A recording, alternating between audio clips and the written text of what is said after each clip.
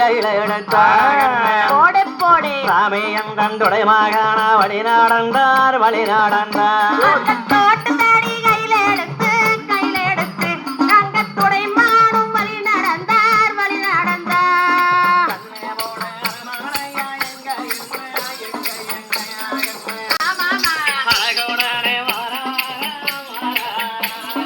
அரண்மனைய